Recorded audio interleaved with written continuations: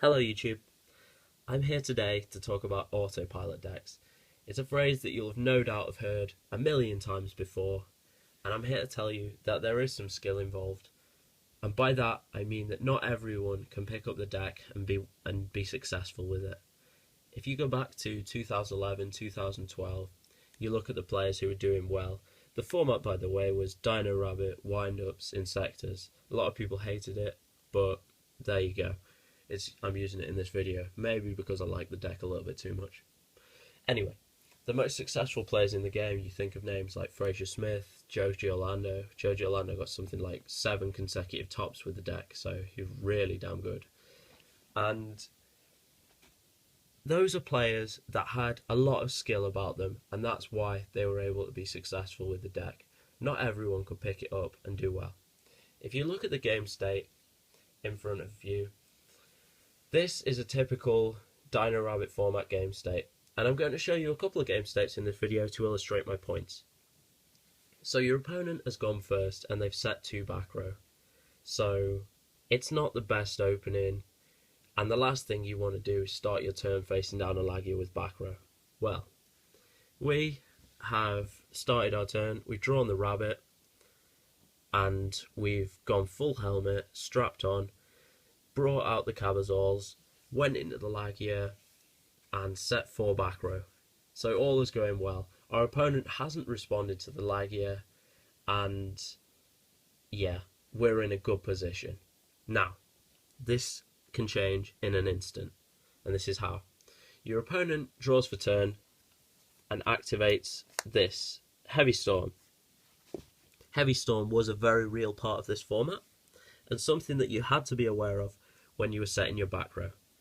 Now, you're looking at the game state and you're thinking, no problem, we've got a Lagia negation, and we may even have something in our back row to deal with it. What were the counters in that format? You had to be aware of it if you wanted to be a successful player. The counters to Heavy Storm were Evolves Our Lagia, which can of course negate it, Solemn Judgment, which negates spells, traps and summons, and Starlight Road. Let's look at what we've got in our back row. We've got Macro Cosmos, Forbidden Lance, Dimensional Prison, and there it is, Starlight Road. For those of you who don't know what Starlight Road does, you can activate it when a card is, or effect is activated that would destroy 2 or more cards you control. You negate it, you destroy the card, and then you special summon Stardust Dragon. So the temptation here is to flip the Starlight Road, protect your back row, and bring out a Stardust Dragon. This means that your opponent now has to deal with Stardust Dragon, Evolves Our Lagia, Prison, Lance, and Macro. So you're sitting pretty in this instance. However, this is a very risky move. Why? Because you haven't analysed the game state completely. You've left out one thing. This card here. We don't know what that face down is, so we backtrack a little bit. Your opponent has activated Heavy Storm, knowing that you have a Lagia negation and knowing that you have potential answers in the back row, clearly trying to bait something out. If you go down the Starlight Road route, you can bring out a Stardust. If it goes through, you save your back row, you save your Lagia negation. Happy days. What happens if your opponent responds to your Starlight Road with this, with Solemn Judgment? In this instance, you can't respond to the Solemn Judgment with Lagia, so you lose your back row. It's as simple as that. Let's go one step further. You lose your back row. Your opponent has been successful. They've baited out everything you've got, bar the Lagia. Now they're going to really turn the screw on you and punish you. Dark Hole comes down. You lose the negation to save your Lagia, and then it gets worse. Tour Guide comes out. You can't stop this. Sangan, Exceed, Levier. We're going to be cheeky now. We're going to take our opponent's Rescue Rabbit, banish it, get yourself a couple of dinos, because why not? Exceed the dinos, and go into the Lagia. And suddenly, the game state has completely changed. This player started off with a Lagia with negation and 4 back rows. Now, they have a Lagia, which is, in all honesty, probably not going to last that much longer. The opponent has 1 negation and presumably is about to set a lot of back rows. This could have all been avoided if player A, this player, had chosen to go about his move differently. If player A had simply negated the Heavy Storm with the Lagia, then none of that would have happened. Because in that instance, Heavy Storm is played, Lagia negates, and your opponent can't respond to the Lagia with their Judgment. The Judgment is sitting dead, and they still have to deal with all of this back row, and the Heavy Storm is gone. So, from this example, I just wanted to show how you have to look at the entire game state. They're supposedly very, very simple decks to play, and it's correct in the sense that it doesn't take a lot of skill to summon a rabbit, banish it, search a couple of dinosaurs from your deck. It's not too taxing. The decisions come when you're faced with game states like that. Okay. For our next example, we're going to be playing against Shadol. Now, you, in this game, are playing Evil Swarm, and you draw for turn, and you've drawn yourself a Caster and a Thunderbird. Look at the game state. Okay.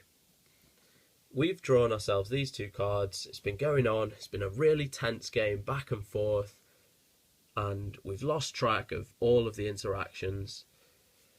Caster and Thunderbird come down. Your opponent has nothing in hand and nothing on the board, nothing to defend themselves. So we'll go forward, we'll attack with both, and in main phase 2, strap that helmet on, get it on nice and tight, and we'll make the Ophion. Now, as I said, it's quite late in the day, so we haven't really got much left in deck, but we will detach the Caster, and we're going to search ourselves Infection, because we've already spunked through the pandemics, so we haven't got access to that. So we set this, and in any case, we've probably got a loaded grave, so if we draw into an Evil Swarm next turn, if they manage to deal with the Ophion, we can get a Kerakion, and we can go off again, and just do the same play over and over. So our opponent has nothing in hand, and they've got a very loaded grave. Opponent draws for turn, opponent draws Fusion. Now, in this instance, Fusion is absolutely dead, and the Evil Swarm player knew this. They knew if the Shadol player draws Fusion, it's fine, because Ophion doesn't let that happen. But the Evil Swarm player has miscalculated. They haven't looked completely at the game state, and by that, there's a very live grave over here, which they didn't look through. So we're just going to have a look. You've got Beast, Upstart, Construct, El Shadol, Juggler, Squamata, Raigeki, Mathematician, and Breakthrough Skill. So, just because the Evil Swarm player didn't look through the grave, maybe the helmet was strapped a little too tightly, the Shadol player can now banish the Breakthrough Skill, activate this, and plus out of their arse.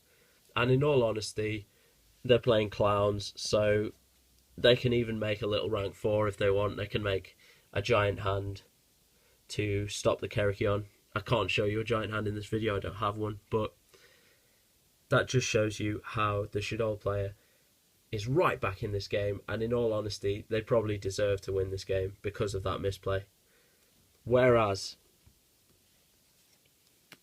the Evil Swarm player could easily have gone with the less greedy option, analyse the game state. My opponent has absolutely nothing. Why not summon my 2 monsters and attack? Pass. Simple as that.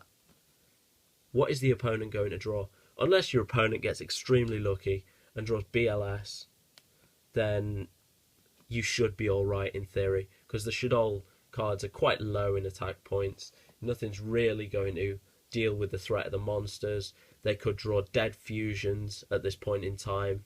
There's nothing they can really draw or get out of this. But the tendency when playing an autopilot deck is to repeat the moves that you're extremely familiar with. And by that, I mean, I'm playing Evil Swarm. The purpose of the deck is to make Ophion, so I'm going to make it at every available opportunity. But that's not how the game works. You need to be skillful, you need to think ahead, and you need to analyse game states. You shouldn't fall victim to things like this. I hope you guys have enjoyed this video, and I might receive criticism for this video, I'm not sure. I was just trying to add a bit of perspective to try and encourage people that even if you're playing these perceived autopilot decks, if you want to be successful, you have to take your gameplay to the next level. You have to cut out these sort of misplays. Because there are misplays. Whatever deck you play, you can mess up. So, once again, thank you guys for watching.